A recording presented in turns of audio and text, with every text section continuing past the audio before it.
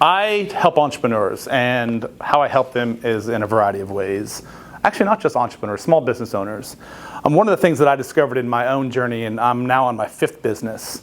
I've been a serial entrepreneur since 2006, roughly. I've owned photography studios, which I still own. I owned Carolina Sport and Social, which at the time, before Charlotte blew up, was the largest adult recreation organization in Charlotte. I sold that to SportsLink, which still exists, which funded my next business operation. I worked in the corporate world for almost 15 years straight out of college. Had no idea what I wanted to do. I took the biggest check that they offered me, turned down a bunch of other things that would have been probably way more fun, like working for ESPN. Had an opportunity to be a camp counselor up in Maine. And I took this boring bank job because they showed me this biggest check. And I didn't really understand any of the stuff that I'm going to share with you today at the time, because I grew up in a very disruptive household. I did not ever have any mentors. I had a very abusive father. My mother was non-existent. So I just sort of got onto the treadmill. My biggest mentors throughout my life were my sports coaches, right? And I played football all the way through college. So I've had some really good coaches that have really kind of showed me a trajectory that was probably antithesis to what I would have gone had I not played sports, right? So that's not a sob story. It's just sort of setting up for where I'm trying to go with this.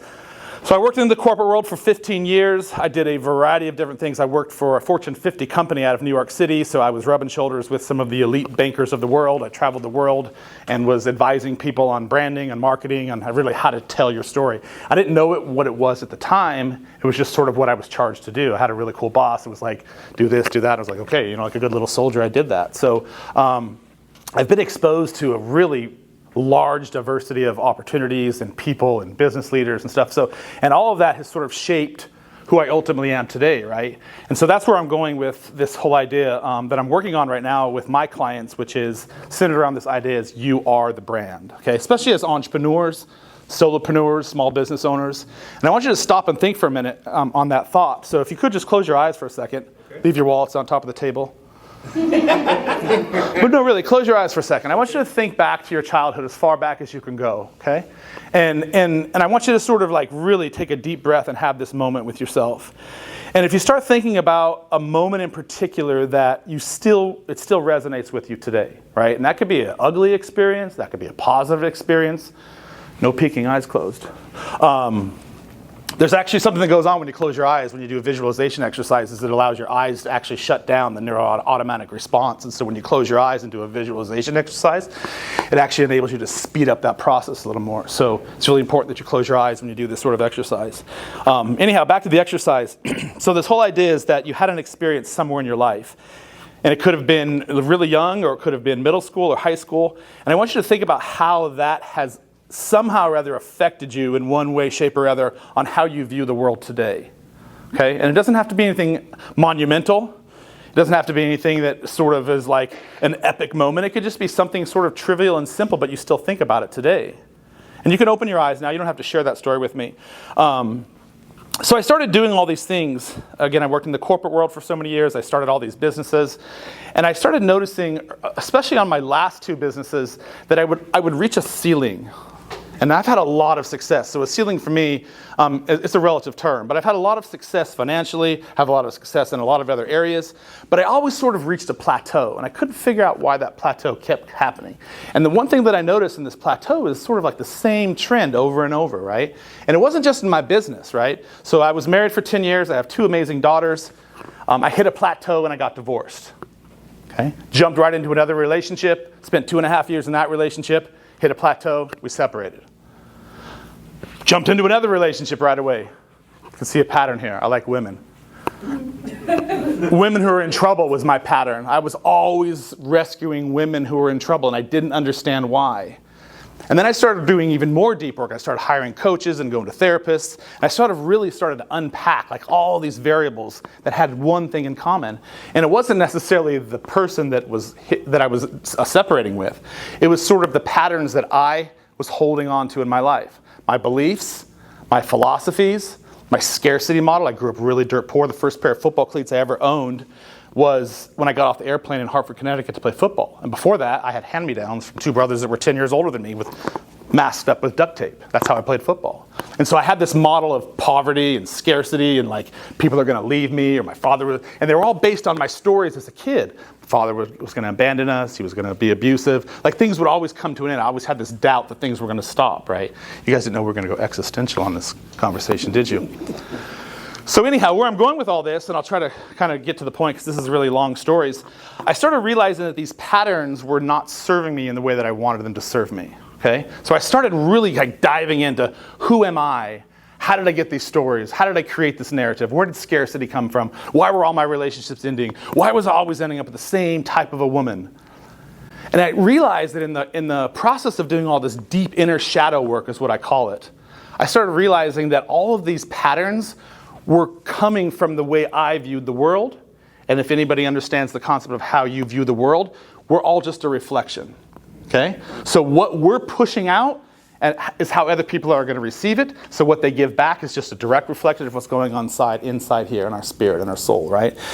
And if you stop and think about that, that's going to imbue itself, that's going to manifest itself, that's going to echo itself in every way, shape, and form for how you show up as a business owner, how you show up in relationships, how you view customer service, how you greet people at the door, how do you view problems? Do you like math? Do you hate bookkeeping? All of these things, right? They're directly connected to your brand, your business, both your personal and your professional. So I never thought about this before, and this is, I'm going to pause for a second. I hired a coach back in 2007, 2008. It was the first time I'd ever hired a coach, which is crazy to me because I said at the outset I've always had coaches were like my biggest inspirators. And in the process of having some conversations with me, she always told me, make sure you always separate your personal life from your professional life. No, don't ever let people sort of see under the covers type of thing, right? I was like, okay, she's a coach. She does this for a living and paying her a lot of money. I'm assuming her counsel is wise. But so I started to keep everything separated, and I've always been a relatively shy person, surprisingly telling you these stories. But I realized that in the process of keeping my stories separate, I was missing out on a key point that actually connected me with my audience, and it was my story itself. And you've heard Brian talk about it, and some of you have introduced yourselves throughout the last first 30 minutes on who you are and what you do, and I love your approach to sales, and I want to challenge you with something. And Dr. Lisa wrote a book back there, it centers around your why. I don't think your why is the most important piece of your business. I don't think it's the most important piece of actually running your life. I think more importantly, it's your plot, it's your story. Because your story ultimately leads to your purpose. If you stop and think about this for a second. Think of it as like a book, right? You read a book, you get to a conclusion. Your conclusion is your North Star, it's the purpose of the book, right? But what about all the chapters that led up to that, right? And in those chapters are all the stinky, sweaty, squiggly, messy lines of your life. And all of those things have to be unpacked so that you can understand how you show up in the world. How do you show up as a business owner? How do you show up as a makeup artist? How do you show up as a financial helper? How do you show up as a dialysis person? All of those things that you've experienced, especially from 0 to 7, which are the most formative years of your life, right? I don't know if you know that. Like you're basically, the rest of your life's trajectory is established from 0 to 7. It's a known fact. Now that doesn't mean you can't change that, but your view of the world is shaped at 0 to 7 years. So if you grew up in an abusive family like I did, if you grew up where your dad telling you money was always evil, if you grew up seeing all the things that I see, or if you grew up prosperous, you've heard stories of how wealthy people just keep continuing the generational wealth. It's not because there's anybody necessarily smarter than you or me. It's because they grew up in an epigenetic model that told them that money was the way, was accessible, was always available, was always opportunistic, and they sort of had that belief, right? So if you grow up with an antithetical belief to that, like I did, money, and as talented as I am, I kept hitting a ceiling. I kept dating the same person. I kept running up against the same problems over and over. And so what I figured out in the process, and what I've now been testing for the last 3 years, is that if we can take a step back from our business for a minute and recognize that we are the brand. Everything that we do in our professional life is a reflection of how we show up in our personal lives. Think about it.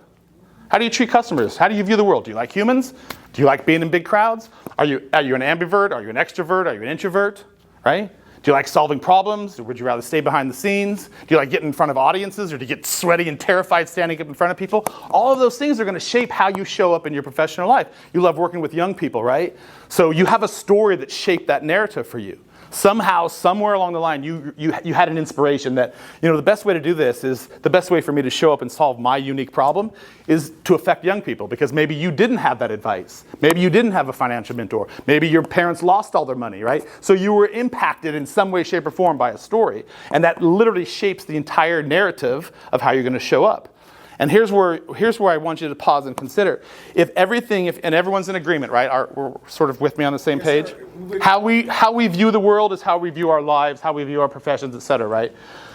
But if you haven't taken the time to unpack how you view the world, what are your philosophies? What do you believe in? What are you scared of? What keeps you up at night? What problems do you solve? What am I really good at? What am I amazing at? What do I want to do for the rest of my life that's going to make me smile? And how did those beliefs get created, right? Why did you get into sales? Why did you get into what you're doing? All of those things have a story behind them. And the better clarity you have on the story of your personal life, the more you're able to align that with how you show up professionally. You understand your gaps, right? So if you're over here and you want to be over here with your business, with your life, with your marriage, with your relationships, if you can take the time to see where you are by unpacking who you truly are and understand that who you are is the brand, then you can see, here's where I want to be, your why. Now, how do I close those gaps in between? Now you have a roadmap. Now you have a blueprint. Now you have an understanding of who you are as a human, who you are as an individual, and how other people see you. Not how you see yourself.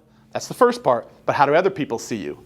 And that becomes your brand. That's your perception. You've heard the idea of perception is reality, right? So you're forming an opinion of me right now, whether you realize it or not. You've met me before, so you already have sort of an opinion. You've met me before, but you're still formulating things, right? So think about this in the day of a life in the day of you, right? How do you answer the phone? What's your social media say? What kind of car do you drive? How do you dress? All of those things are allowing other people to form a perception of you. So you have to figure out who you are first and see if that perception that you think of yourself or how you want people to view the world matches how they are actually receiving it. Those are the gaps. That's here and there, right? And so it's really important. There's a couple of ways to do this. Again, so I help people do this. I have developed over the last 3 years, well, really the last 49 years of my life, when you really stop and think about it, all the different things that I've done. And I've lived a really rich life, truthfully. I've traveled the world, been in 30 different countries. I have sat with some amazing humans that I won't drop names. I have traveled and done so many really cool things. And in all of those experiences, they allowed me to create a narrative about myself, sometimes false narratives. And that's one of the things I figured out in my journey. I was like, wow, I have a lot of false understandings. I place a lot of judgment on things. I look at things and sort of have a skewed perspective of things, right? And so when I started making the correlations between my personal judgments, if you will, I realized that I suck at customer service, or I was sucking. If somebody gave me a bad complaint, I'm like, fuck you, right? I did it right, you're wrong. That's how I ran one of my businesses early on, and I couldn't figure out why things were happening the way they were happening. Then I started making the correlation. Why are all of my relationships ending the same damn way? I have a problem in terms of how I show up in those relationships. I think it's my job to solve everyone's problems. I'm a fixer. That's what I am. I'm a fixer. All my life I've had to fix things. And then I started unpacking that deeper and deeper. And I was like, why am I a fixer? Well, because I grew up one of 12 children. I never got any attention from my parents. I was stuck in a corner literally and told to shut up because I didn't have any value. So I spent my entire life trying to solve other people's problems for them because I needed the validation for that. And there's nothing wrong with solving problems. It's the reason why I was doing it. Does that make sense? And so when I started to unpack all those things, I started gaining clarity on who I was as a human and where my gaps were and how I could improve upon those. Because I'm the type of person that views, I truly believe that the reason we're on this planet is in every moment to become a better version of ourselves. And that means different things to different people. But I do believe that's why we're here. I don't think this is anything else other than a learning exercise. I think we can evolve past that. But if we can just sort of hold that, whether you believe in that spiritual woo-woo or not, the container you can take away from on that little message is if you just sort of look at your life and how you want to show up and problems you want to solve for people and how you can best do it and have the most impact, there in itself, if you can understand what those look like, you've created some sort of a solution that you could potentially sell. But you're not going to be able to do that to your fullest potential until you've unpacked who you are as a human. And again, whether that's right or wrong, that's how I'm working on things right now. I find it to be terribly cathartic and therapeutic. And as I've been working with clients for the last 3 years, we have seen, my clients have seen, the biggest gains in their lives once we started unpacking their BS. Once we started looking and creating sort of a blueprint for how they showed up in the world. Again, it's the gaps. Where are you? Where do you want to be? How do you close that? Now, has everybody read James Clear's Atomic Habits? Yeah. Anybody? Yeah. So what's the premise in that? Well, you can habit stack is one of them, but how the habits determine who we are, what we become, and what we do. Yeah, but don't set this like macro goal that I'm like, this is going to be completely unattainable, right? It's where are you? What ultimately would you like to see for your life? And then how can I start doing the little variables in between to close that gap, right? So building out who you are, building out your brand, building out the idea of becoming. That's the word I want you to wrap your head around. How can you become the best version of yourself in every way? It's to start understanding who you are. Where do you want to be? What doesn't fit? Start closing the gaps.